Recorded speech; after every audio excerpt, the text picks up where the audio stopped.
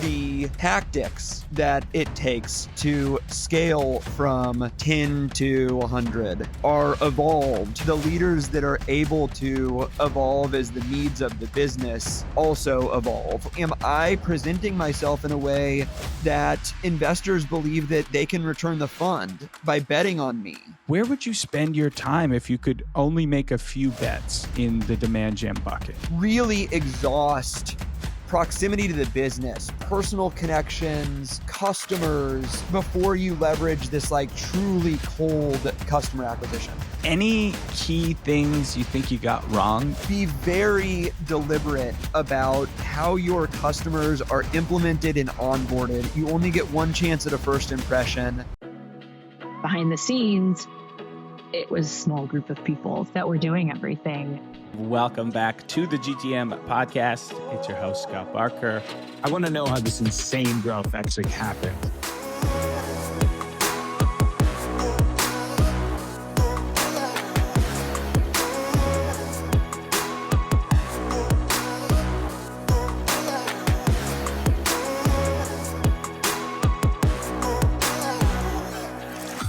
One thing we've learned in helping our founders and operators scale their businesses is that cash is one of their most precious resources. Cash flow is really the lifeblood of any business. That's why we partnered with Flex to help companies improve the way they manage their cash flow. Flex is a finance super app built around a credit card with a unique net 60-day term that enables businesses to make an investment today and pay it back 60 days later with 0% interest. If your business growth is constrained by the cash flow you need for inventory, marketing, advertising, or really anything else, Flex could provide you with a really interesting growth lever. We use it here internally at GTM Fund. For more information and to apply now, visit www.flex.one. That's www.flex.one. Hello and welcome back to the GTM podcast. You've got Scott Barker here.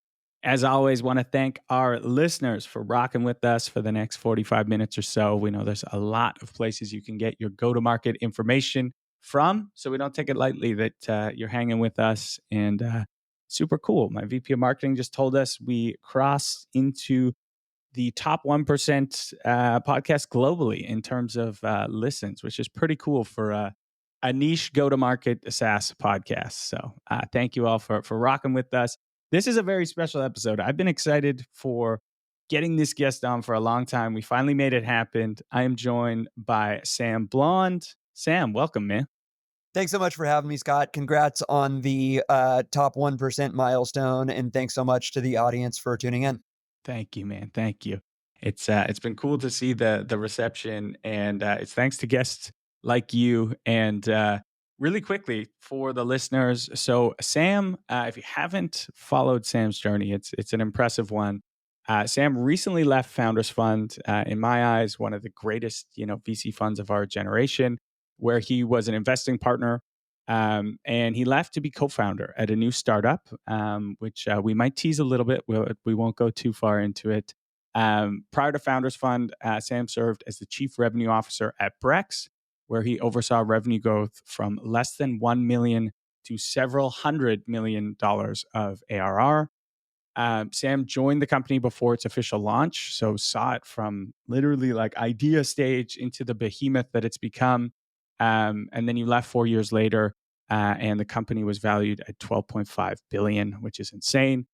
And then prior to Brex, had an incredible run as well. Sam was the VP sales at Zenefits, where he oversaw revenue growth from, again, less than 1 million to 700 mil of ARR in 2 years. 7D. I wish I'll take the extra zero. That would have been a more impressive outcome, but we were 1 to 70 or thereabouts in a couple of years. Hell yeah. Well, thanks for the catch there. Just trying to pump you up even more, Like I said, I'll take it. Well, man, so impressive that background. And my first question to you is, I think there's this notion that your sub 1 mil guy or gal isn't going to take you past 10, isn't going to take you past 50.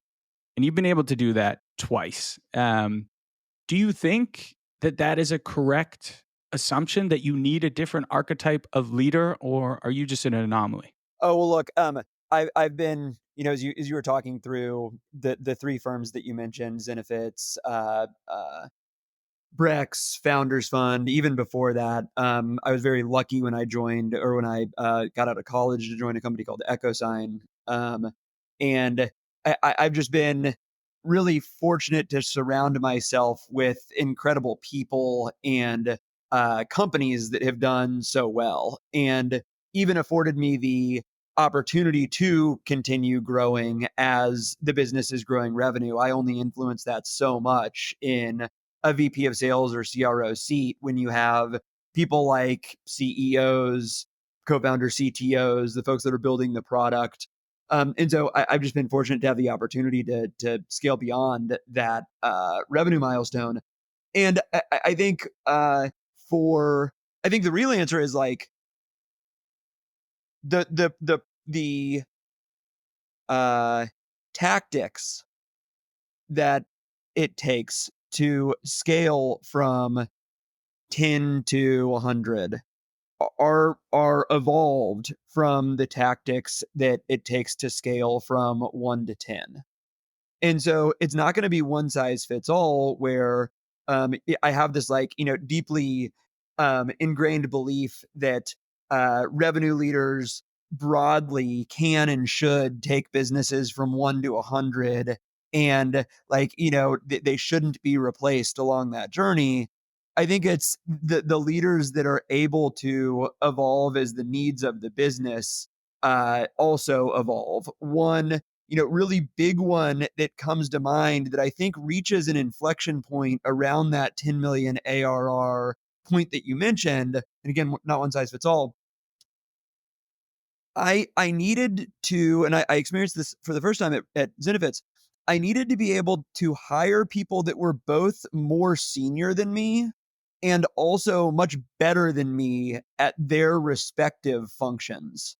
And I think where some sales leaders that have seen success from an early stage, they join a company sub 1 million ARR, they scale it to 8 to 10 million ARR. I think that the thing that I see oftentimes preventing someone from taking it to that next stage of growth is the ability to do that. Hire people more senior, hire people that are better at their respective functions than the sales leader themselves. And I think that's sort of the thing that I see most frequently stalling a revenue leader's growth, where they're sort of topped, I think, is the most common occurrence there. I think that's a great call out. How were you able to do that at, let's say, Zenefits? How did you? It sounded like that's the first time you really experienced the need to hire people better, hire people more senior. How did you approach those conversations and get them bought into it when they might be thinking in their head, "I should have this guy's job"? I think there's a few things that come to mind. One that I actually don't control, um, and then one that I do have more control over. Uh, the one that I don't control, Zenefits at 10 million in ARR, when we started hiring VPs to report to me as a senior VP, um, the company was just crushing it. Um, and my close friend Parker, who is the CEO, and he's now the CEO at Rippling. You meet with Parker, and like you just, I'll use the cliche, you just want a seat on the rocket ship with this guy in charge. And the revenue growth was literally second to none. I think there's a lot of, external publications that cite Zenefits at the time as the fastest growing SaaS company of all time. And so, when you have those dynamics at the company level, it makes recruiting easier. Like, salespeople want to join, sales leaders want to join. I think just across the company, having the ability to get an equity stake in a business that is experiencing that type of success is really attractive. I control some of that because I was a VP at the company, um, but only so much. And so much of that is sort of like outside of my control. And again, was fortunate at Brex to have those similar dynamics. I think within my control, I would say, if I think about areas of strengths and weakness for myself, recruiting is an area that I think of as a strength. And it's partially a strength because I prioritize it.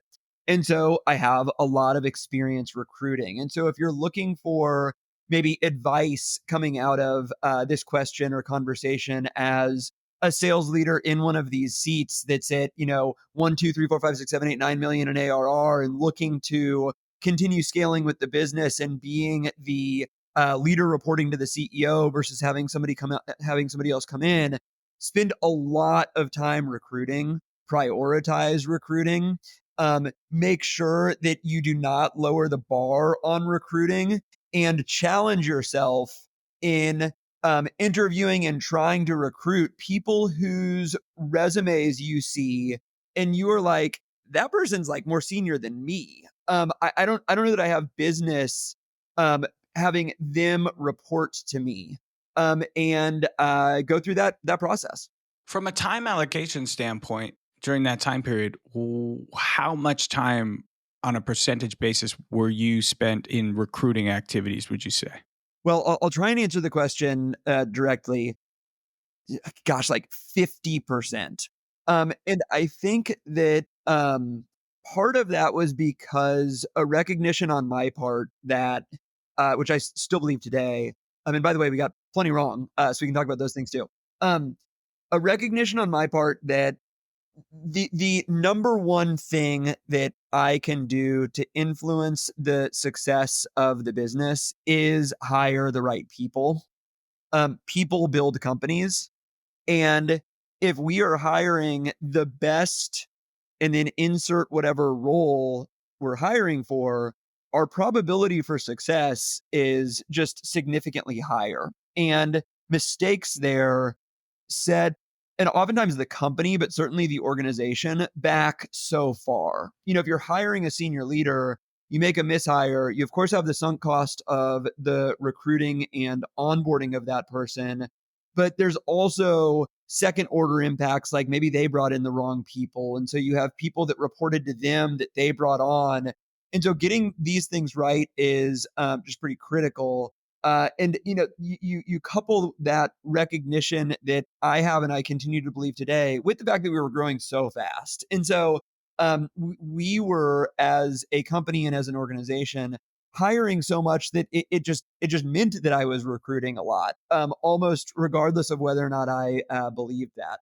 Yeah, I've certainly seen firsthand the impacts of getting those wrong senior leadership hires, because they can come in, and also everyone wants to have a big impact right away. So even if you catch it's the wrong hire in like 3 to 4 months, they've spent those 3 to 4 months implementing all of these changes that you then have to, somehow claw back, and it can be incredibly, incredibly disruptive.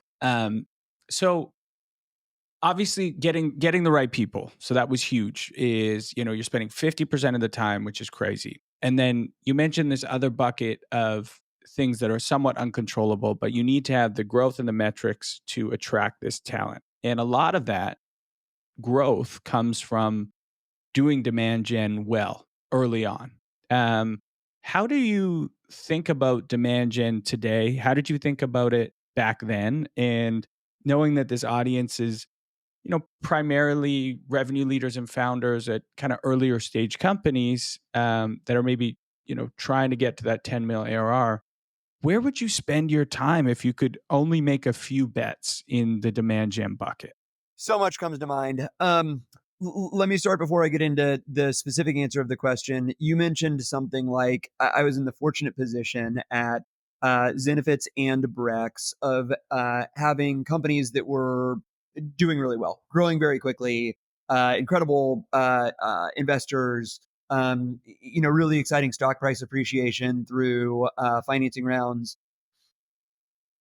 both internally and externally.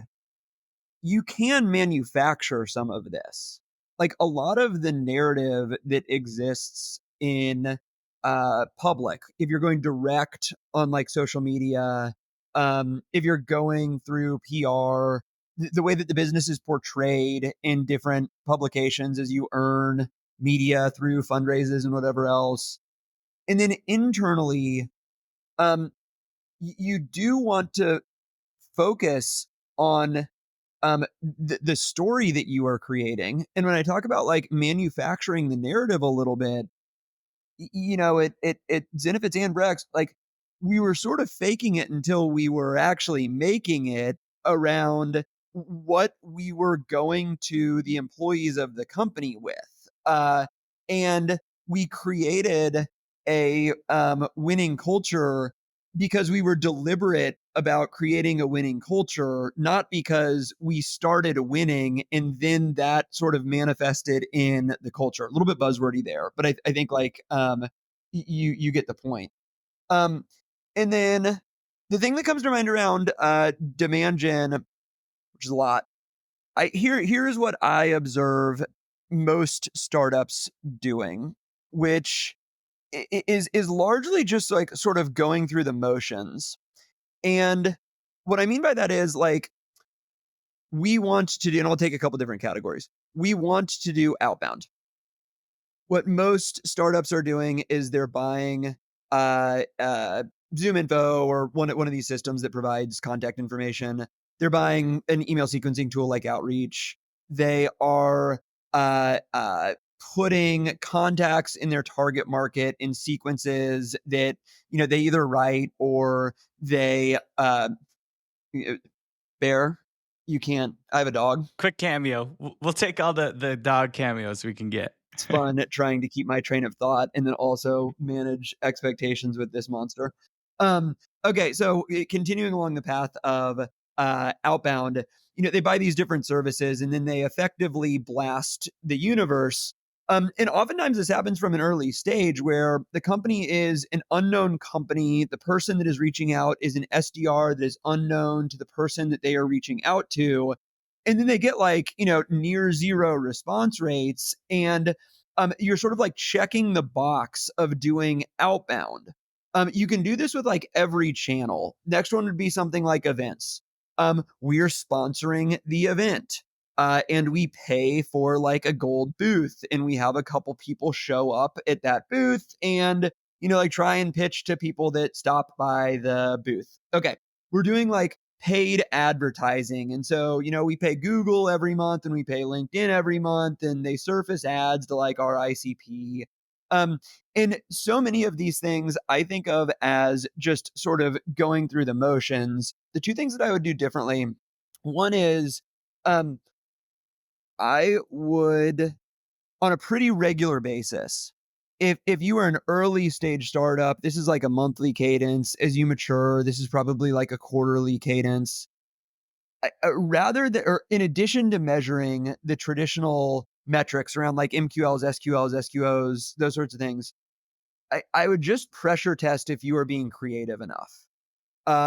And as a reflection, as we're just ended Q2, what were the 2 or 3 most creative, contrarian campaigns or marketing things that we did in Q2? And I think for most companies, the answer, like, it boils down to we didn't really do anything. Like you try and come up with something that like sounds kind of creative, and then you hear that and you're like, "That's not that creative." Like we had an ad on LinkedIn that incorporated animation into the ad. Like it's just like that's not actually creative. And so then you do this both backward looking and forward looking, and really I think uh, really make sure that you are being creative and contrarian, because the most effective demand gen campaigns that I've ever both experienced and then also observed as somebody who hasn't put them together, they're new, they're creative, there's something that someone else isn't, or most people are not doing. So that's like one takeaway. And I can give some examples there if it's helpful. Um, and then the second takeaway, and this is true from sort of an early stage, I would be far more targeted than most people default to.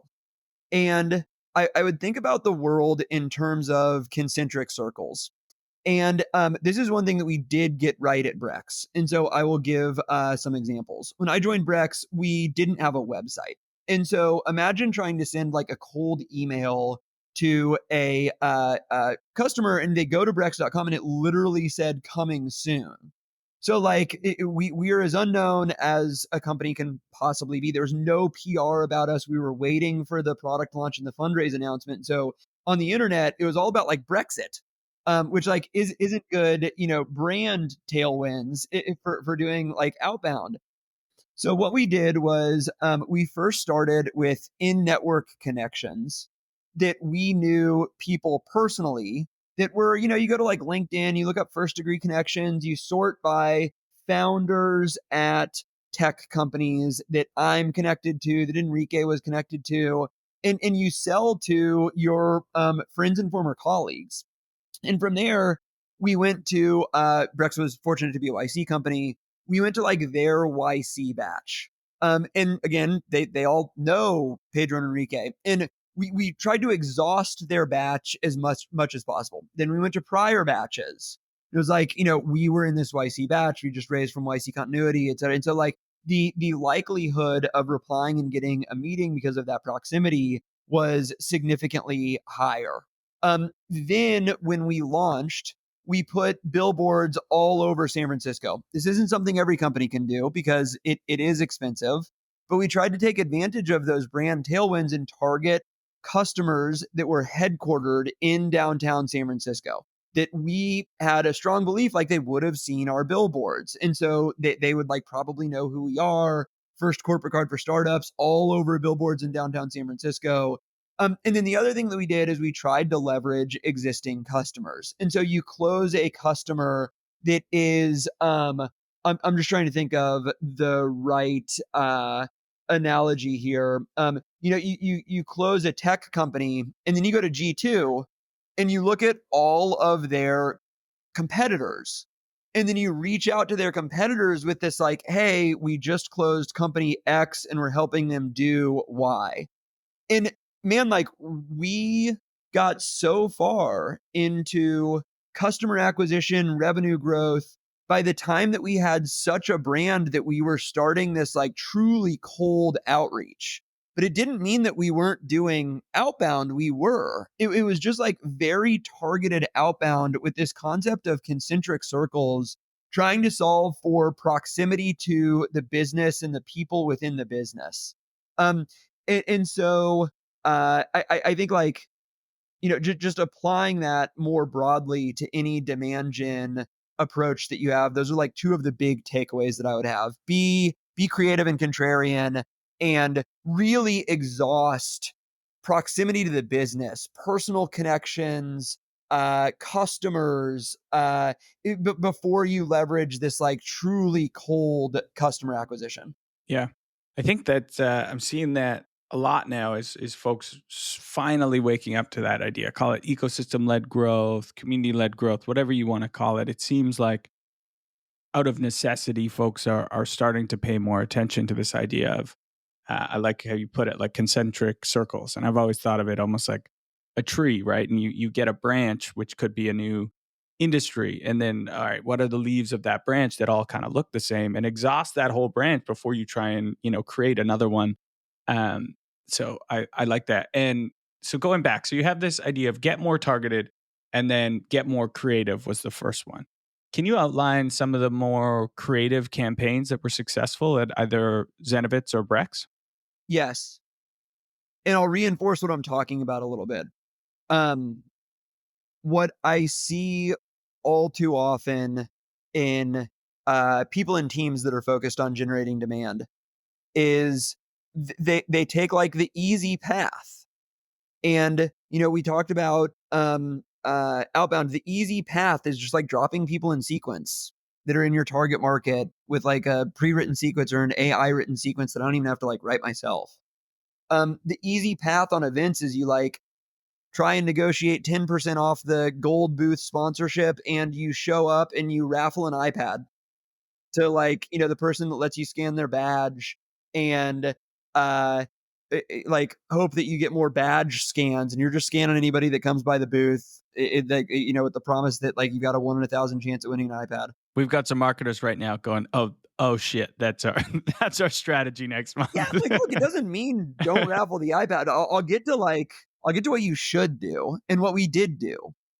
Um, and the paid advertising thing, it's like, you just go through. How easy is it to call your representative at whatever platform you want to advertise on, LinkedIn, Twitter, Google, some popular ones, and just like pay them to surface the ads? Like these are the like easy way out, going through the motions on each of these different channels. And here is the approach that I have taken and what I would recommend taking. First with outbound, and then I'll sort of like go through each of some of the ones that I mentioned and try and provide an example. But with outbound, I did this like now well-known campaign that where we sent people bottles of champagne. And we basically took founders that had raised a Series A in the last 6 months, and what most people would have done is they would have just dropped them in a sequence. And what we did was we constrained the list to San Francisco Bay Area. We sent people a bottle of champagne for this specific campaign. It was Veuve Clicquot, which like is super interesting because it gives the perception of like high end, but it's $40. And so if you think about like spending, so people get this bottle of champagne, like this is a super nice bottle of champagne, like probably nicer bottle of champagne than most people drink if they ever drink champagne, but it cost us $40. And so if you think about that from like a customer acquisition cost perspective, like pretty cheap. Like we're approaching like sending people donuts and bagels and lunch or something like that. But you have this sort of like prestige of this fancy bottle of champagne. Okay, so we did that. It was super effective. That doesn't mean everybody that's listening should go send their ICP bottles of champagne. I think it's an illustration of how to do something new and innovative in the like category of outbound, alongside like some of the really targeted stuff that we focused on, like the concentric circles that I described. If we think about events, Brex sponsored SaaStr. SaaStr is my like favorite event. And I think like the community is really exceptional. And so we always wanted to be as involved in SaaStr as we possibly could. And so we did do like, gold or platinum sponsorship or whatever. But what we did was, and this is the way that I would treat many of these different channels. Let's say 60 days leading up to the event, we get the core group of people that are most relevant in a conference room. Okay, SaaStr is coming up in 60 days. Before this meeting, everybody come up with the 3 most creative ideas that you can come up with for us to maximize our sponsorship, maximize customer acquisition coming out of this event. And we get the 4 to 5 people in a conference room. Everybody puts their 3 ideas up on a whiteboard. We sort of like gauge reaction from the folks in the room. With some of these things, everybody's like, that is genius. Like, we've got to do that. And with some of them, people are like, interesting idea. Like, maybe it doesn't make the cut. And where we ended up was, if you had gone to SaaStr in the early days, first you get there, we have all the billboards surrounding the conference. So as you sort of like walk from your hotel to the event, you're seeing a bunch of like Brex billboards. And you actually can do this relatively inexpensively. This was downtown San Jose. I think buying like the bus shelter ads, we're talking about like a few $100 per bus shelter ad. We then had a group of task rabbits that were decked out in Brex gear. And they were handing out breakfast burritos on like the public sidewalk right before you entered the event. And so like everybody that walks in to the event gets a breakfast burrito with like these people, it's a Brex like sticker on the thing. These things are like $3, $3 a burrito or something like that. So we're still, and remember, like the entry level sponsorship is like 50 grand. And for, a decent booth or whatever, you're at 100 grand. And so maximizing the sponsorship through these types of things are a rounding error compared to the sponsorship itself.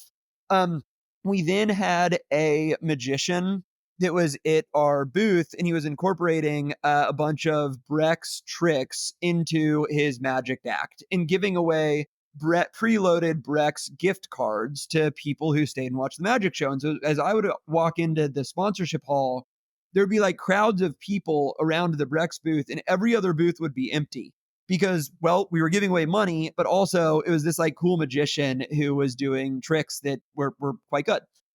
The other thing that we did was it was in San Jose. I don't know what percentage of people travel for SaaStr, but it's pretty high. And we sponsored, we actually went to SaaStr with this sponsorship. They weren't doing it before. We sponsored the key cards. And so whenever anybody checked into the hotel, they would get a hotel key card that was a Brex credit card. And so every time they wanted to enter their room, they'd pull out their room key, and it was a reminder of like their Brex credit card. And so all of these ideas came out of this process that was like, everybody come up with your 3 most creative ideas. We get in a conference room, sort of like, vote whether directly or indirectly on what we think the best ideas are. And then we are like, by far the most creative sponsor that shows up at that event. And you do this with each different channel. In the interest of time, I'll do like a fast one on paid advertising that I've used as an example with some folks before, and so it might not be new. Most people pay LinkedIn. One of the more creative ones that I've seen is what Rippling does. When you onboard as a new employee to a company that uses Rippling, Rippling then sends you an NPS score for your onboarding experience. For those not familiar with Rippling, it's HR software. So you're filling out like your W-4s, I-9s, employment agreement, health insurance, those sorts of things as you join the new company. Anybody that marks it a 9 or 10, Rippling offers a $50 Visa gift card to go on LinkedIn and post about your onboarding experience using Rippling. And so you have all of these seemingly organic posts from new hires at companies talking about how awesome their onboarding experience with Rippling was. And they're getting like all sorts of engagement because if you follow LinkedIn, like the things that get most engagement are when you join a new company. So many people like it. Congratulations, so much more. So think about like the ROI on that $50 compared to paying LinkedIn $50 to surface a Rippling ad to their target ICP.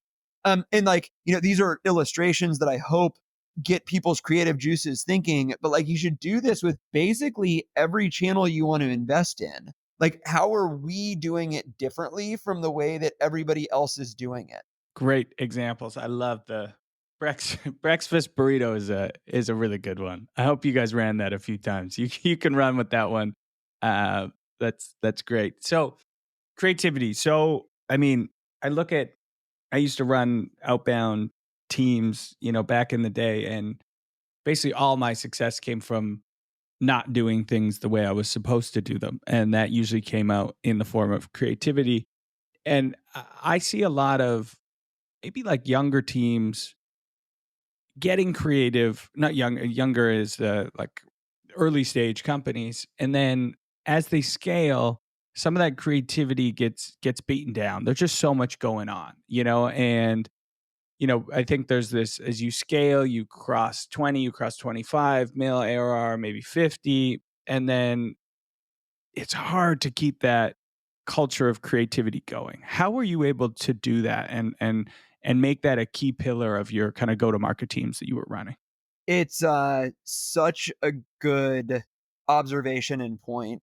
And even as I reflect on my time at Zenefits and Brex, I think what naturally happens is the less creative demand gen strategies, tactics become more effective as the business starts realizing more success. And so, I talked about like the motions of dropping people in outreach sequences and blasting the universe. Well, look, like when Brex didn't have a website, our reply rates were going to be like 0 to that email.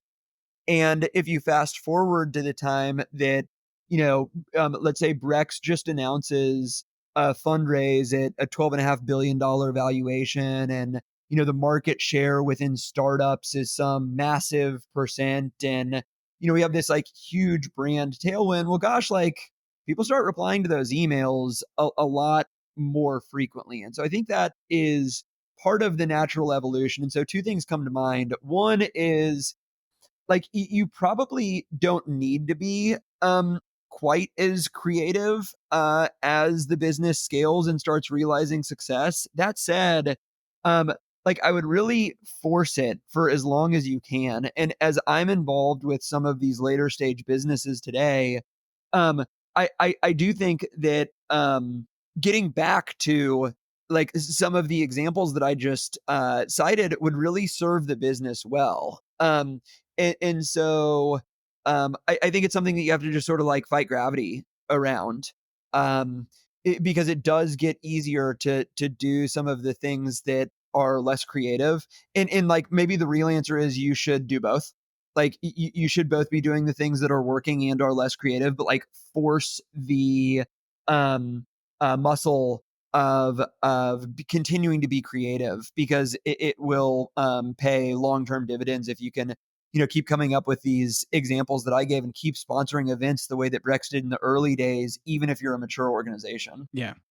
No, that's a good call out, and it's interesting. It's like the creativity gets you the brand, and the brand makes those more boring channels more effective, and then you kind of forget what got you there. And I think one of the sentences of death in a lot of boardrooms or executive meetings is this idea of, well, we're an enterprise brand now, or we're going after these big enterprise companies, so we can't have like a breakfast burrito. That doesn't fit this new image of enterprise. And it's like, I always thought that was so wrong, because even at these enterprise companies, they're humans, they're people, and everyone likes a fucking breakfast burrito. So it doesn't matter.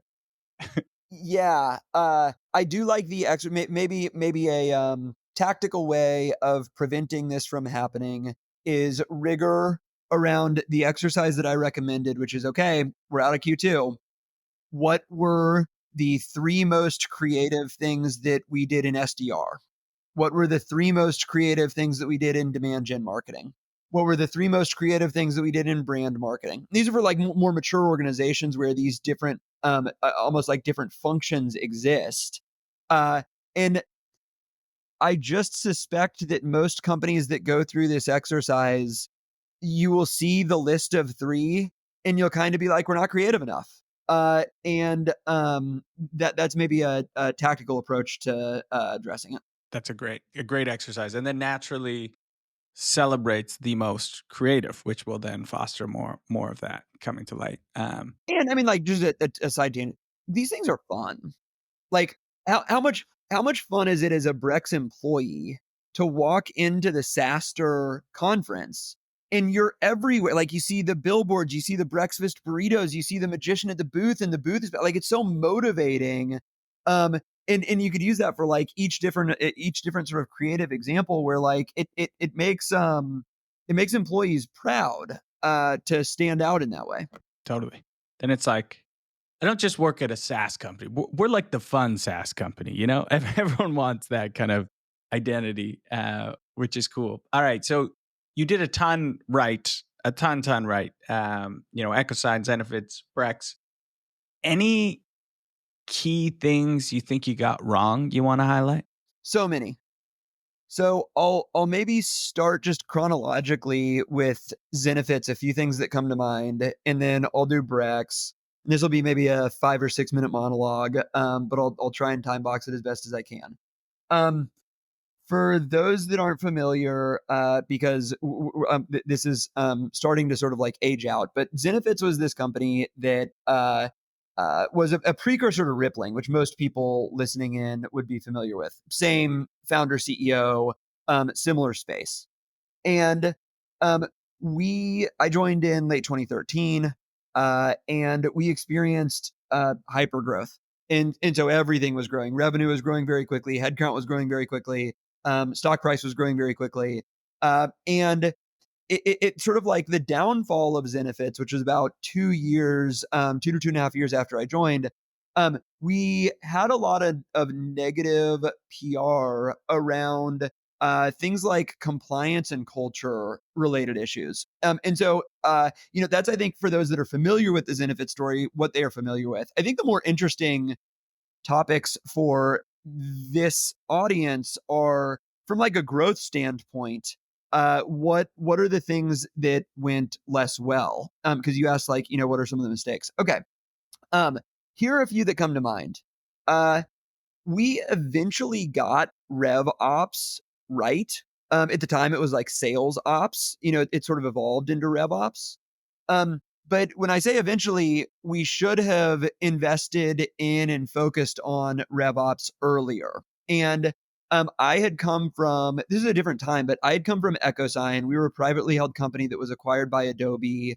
And we didn't have sales ops when we were acquired. And then the sales ops that we got within Adobe was like, Adobe sales ops. And it wasn't super effective or impactful. And so I was like fairly resistant as a sales leader to introduce sales ops because oftentimes the experience that I had at Adobe was that they added like friction to our ability to get shit done.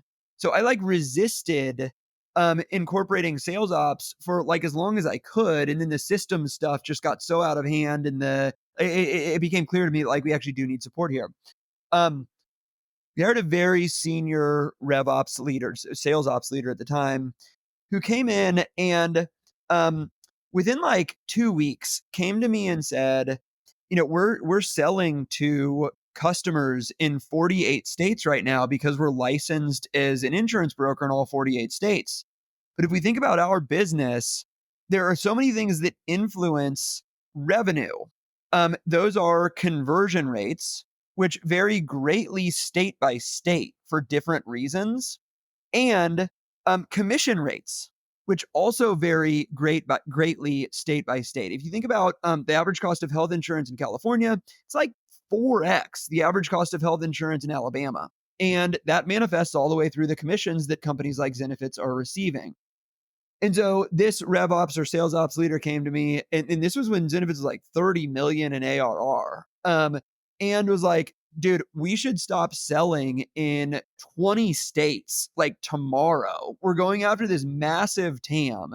And at the most extreme example, there was a state that we had like 1,000 demos in the state, and we had won like 2 customers. And you don't stop and pay attention that every time you get a demo from like Mississippi or Alabama or whatever it was, that like those don't really close because the next demo you have is in the state of California, and like it's just like all in the wash. And so then I think like, really valuable less. Oh, and like there was an evolution to that comment that was like, if we do this, here is what will happen to our revenue as we continue scaling, because we will replace these demos with lower revenue generating opportunities that convert at lower rates with the higher revenue generating opportunities that convert at higher rates. And like, this is what happens to revenue over the course of the next, like, through the end of the year. It was right. That's what it did. And so that's, I think, like one big example, but I think the meta point is getting RevOps right. I've never seen an example where a company has invested too early or too heavily in RevOps, and the efficiencies that function will drive, and the sort of like ROI that is oftentimes difficult to measure because they aren't a sales rep, but you will see sales rep effectiveness improve so much. I think is one of the early sort of takeaways and mistakes that we made at Zenefits. The next one that comes to mind, well, 2 more at Zenefits that come to mind. One is the importance of getting implementation in the customer experience right. And we were drinking from a fire hose in terms of customer acquisition. And we were doing so at the expense of the customer experience in implementation. And our implementation managers that were onboarding new customers, they were overwhelmed. And what that meant was mistakes were made, delays were happening, and the like first impression that businesses and people had as a customer of Zenefits was oftentimes very negative. And if you think about like even this sales community, we're on the GTM podcast, companies develop reputations in the spaces that they are selling into. And so Zenefits started developing this reputation in this tight-knit HR community of not delivering on the promises that we were making in sales. And I think that the impact of that, of course, was, like higher churn and lower revenue retention, but also things like our ability to close new customers because of the reputation that we had developed. The last one that comes to mind, and so like, don't trade off customer experience for top line growth, short term growth, and um, be very deliberate about how your customers are implemented and onboarded. You only get one chance at a first impression, and really optimize for that. Okay, and then the last one was we just hired way too quickly. Um, and I think the logic that we used was something like the existing set of SDRs and sales reps will continue performing at the rates that they are performing today, and we will reach diminishing returns because we're adding so much incremental headcount. But the ultimate number of opportunities that we are creating and amount of revenue that we are closing because of that supplemental headcount will be higher than if we don't hire at all. Higher revenue, meaning and hiring new people. And the opposite happened.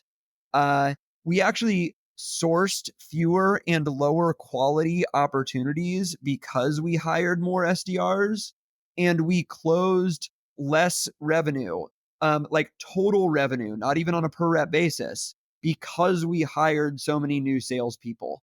And what we were effectively doing was diluting the pool of companies that we were able to go after within SDR, and we were spreading the demand that we did have across more less tenured reps. And conversion rates in aggregate really suffered. And if you were an AE, you were getting fewer opportunities than you were previously. And so you were closing less revenue. And so I think maybe the takeaway on that one is what we did was we plugged in some assumptions to a spreadsheet around like diminishing returns of each incremental hire, increased ramp time for each incremental hire. And we basically let this spreadsheet dictate our hiring plan. And like I've seen this happen in a bunch of companies. Do not do that. Don't plug numbers into a spreadsheet and expect the sort of like revenue output that the spreadsheet tells you you're going to realize to actually happen in an environment where you are hiring a bunch of people. Those are great, man. Thank you for sharing. So to sum some of those up, invest in sales ops, rev ops early. I think that's fantastic advice. Never sacrifice customer experience for top line growth, and then slow down hiring and don't hire off of spreadsheets because you will pay the price inevitably. Yeah, and maybe I'll go one layer deeper on that last one. So like how should you think about hiring? There are a few things that come to mind. One is, especially on the AE side, just make sure that you are hiring in a demand rich environment. You do not want to hire AEs in a demand poor environment. You will close less revenue than if you don't hire the AEs, and of course spend more money because you're paying more people. Which sounds intuitive, but it's not how most folks think about it today. I feel like a lot of people I talk to are like, demand is low. We need more sellers to increase demand. And that's the opposite way you should be thinking about it. Yeah, I think we may talk about sort of like contrarian beliefs or something like that it at a later point in the show. More salespeople does not equal more sales. And that sounds like counterintuitive. It sounds almost obvious the opposite way, that if you want to grow sales, you should hire more salespeople. And in reality, for most startups, because I see most startups in sort of a demand constrained environment, for most startups, that is not what happens. You do not have more sales when you hire more salespeople. So that was like, thinking through the framing of, okay, how should we think about growing the team and hiring? One, like hire into a demand rich environment. You do not want to hire salespeople into demand headwinds. Um, think about the environment that exists. And if the average person is likely to be successful in the environment that you are bringing them into. At Zenefits, we were hiring in classes, and the training that somebody would come into as a new AE, oftentimes they would be sitting next to their sales manager. It was like a new sales manager being trained by somebody who joined the company 45 days ago. So like a new trainer that like just got out of their training for training. And like, if you just think about the average person, not an exceptional person, because like you can't solve, like not every single person that you hire is going to be exceptional. If you just think about the average person, like these are, 25-year-old people who have been in sales for 1 to 2 years, and they're coming in and like they're meeting their manager that's training alongside them with like a new, like it was crazy. Like the environment that existed was not setting new hires up for success. And so just make sure that you have confidence around the environment that exists. And I think much of that is predicated on, and I sort of alluded to this in the example that I just gave, it's predicated on leadership. Um, do we have the bandwidth to absorb new hires on this team? And is the manager, the first line manager that this person or these people will be reporting to, are they are they good? Like are they strong leaders? And so then if those dynamics exist, then yeah, like continue hiring.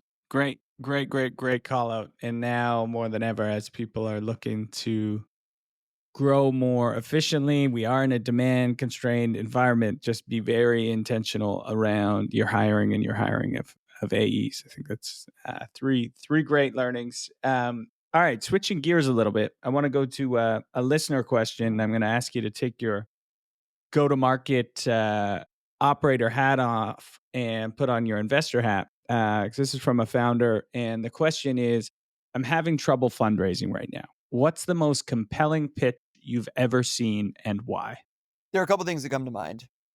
The first one is that if you sort of apply the go-to-market lens to fundraising, the equivalent would be for this audience something like, I'm having trouble finding product market fit with how I am pitching and selling the product.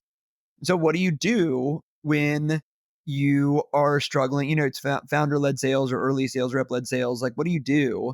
Well, you evolve what you are pitching and selling.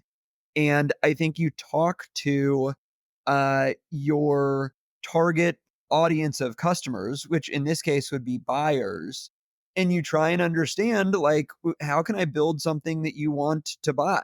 Like, what are the problems that exist in the business? And you come up with solutions to those problems. I think, like, taking a similar approach as you are a founder with fundraising, if the pitch isn't resonating, really try and understand why that might be. Maybe you have like some folks that can give you some real feedback as to what is missing in the business. And then the two things that come to mind that VCs sort of optimize for, one is objective and one is at least somewhat subjective. Um, the objective one is like the numbers are the numbers. So if you can gain some business momentum, maybe through some of the things that we've talked about on this show, like if you can start to grow the business and start to acquire customers and let the like market do the talking for you in a way where like we are finding product market fit. Here is a bunch of data around new logos that we've acquired. Talk to the customers about how happy they are. You present like some objective data about business momentum. I think like that changes the fundraising story. The second thing that is more subjective, probably more important in a way, is like being able to sell yourself as a founder. I think certainly my experience at Founders Fund and through close relationships with investors at every stage, it really doesn't matter. Like, it seems intuitive that this would be more pronounced at the early stage where the business metrics matter less. It's like you're investing in the founder. It is equally as true at the pre-IPO stage. And I think for, a lot of even public markets investors, they are making bets based off of the person running the company. And, we can think of a bunch of examples specifically in tech. Gosh, like, Zuck and what he's done at Meta, and Elon with all of his company. Like, these are the largest companies in the world, and we're still betting on the founders. And so then back to the original point, I would sort of like optimize the way that I am pitching and presenting the company around those two angles, which is like the momentum that we are seeing through objective metrics and how to sell yourself as a founder. Because again, like most VCs are investing in the people. And so then again, just like taking stock of where these things exist and are they good enough? Are we good enough as a business to fundraise? And if we're like, pre-product launch, is the product that we're developing good enough to be VC investable? And me as a founder, am I presenting myself in a way that investors believe that they can return the fund by betting on me, and then optimizing for those two things? Yeah. I mean, that piece about crafting your personal narrative is huge. I see a lot of founders fall down on that. And, whether that's enlisting a coach or just getting your mentors around the table and just pitching them and getting feedback from a group of people and trust, and be like, is this landing? Like, am I showing how exceptional I am? Because if you're building a business, hopefully you're an exceptional human, and you have to find ways to showcase that, particularly if the metrics should support your fundraising journey, and then if not, maybe doing the hard question of like, am I ready for venture? Because I do see a lot of businesses that you're just not venture backable at the moment, and that's okay. That shouldn't be the goal in and of itself. Yeah, like again, not one size fits all, and like the opposite is actually true in certain instances, and so it's a bit dangerous for me to try and give like but this is an example, I think, of something that is almost counter to, I think, what a lot of early stage founder advice that is given, which is like, are you as a founder dreaming big enough? Like, is the business that you want to build one that can make an investor's career if they're early in their career, or can influence the fund in the form of returning, if we're talking about on the early stage, can I return 100x or more on this investment? um because, like, a lot of these like super niche point solution companies that could raise in 2021, where you could sort of like extrapolate out the terminal value of a business like that using public market multiples, they're not backable in today's environment. And so that's an example, obviously not like universally applicable. There are instances where the opposite is true, where a pre-seed founder talks about being a $1 trillion company in 7 years. Like, just like All we need whatever. is So 0.01 of this huge TAM that I kind of just made up on this slide, and then look how big we are. that's right. I mean, and so like I was trying to use illustrations versus like universally applicable advice around dreaming big, but hopefully it landed. No, that's great, and thank you for the question. I hope that was helpful. All right, last two questions, and the first one I think we hit on already, but if you want to add anything, feel free. And the question is, what's one widely held belief that revenue leaders believe to be true that you think is bullshit? We highlighted one: more sellers does not equal more revenue. Do you want to add anything to that, or is there any other one that comes to mind? I do. There's this like new meme that I think is part of like a bigger point that I think I hear a lot from revenue leaders and specifically sales leaders that I think is bullshit. So the meme is like outbound is dying or outbound is dead or whatever. Um, we'd spend a whole show on like why that's not true, but like I wholeheartedly disagree. And can sort of like back that up with data in a bunch of companies that I work with. And then I think there's this like bigger point that like sales is not responsible for demand.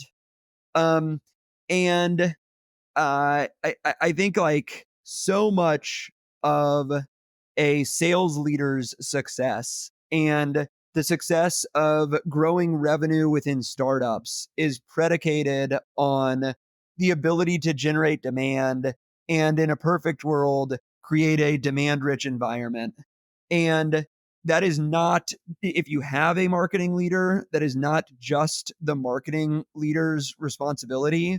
You want to control your own destiny and take ownership of your success here. And so much of my focus at all times, I talked about spending much time on recruiting. I think the thing that I spend the second most amount of time on is demand as a sales leader. And so that's another sort of like either like something that's lazy or just a belief that I wholeheartedly disagree with. That idea of controlling your own destiny. I mean, yeah, this idea that it's someone else's problem. At startups, there's nothing that's someone else's problem. You got if you have a demand problem, you got to go figure that out. If you have a recruiting problem, you got to go figure that out. So I think that's a great call out. So sales leaders, if you're struggling to hit your number, go and do some demand meetings and figure that out. Get creative. All right, final question as we wrap up here, and this has been great, man. Thank you for taking the time. Everyone is looking for silver bullets. I think most folks know they don't exist, but what is one go-to-market tactic or strategy that you're seeing working for the companies that you're involved with? Couple things that come to mind. One of which is bigger picture, and then something that is tactical.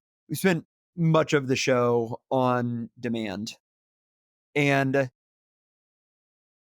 there's like conceptually, I think where people and startups gravitate towards when they think of sales is around converting opportunities to customers.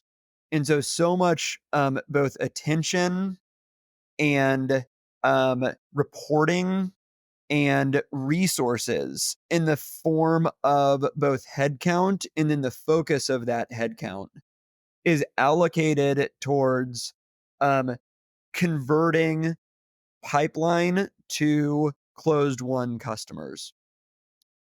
And I think where for most startups that attention should be focused is actually on generating additional demand. We've talked a lot about that on this show.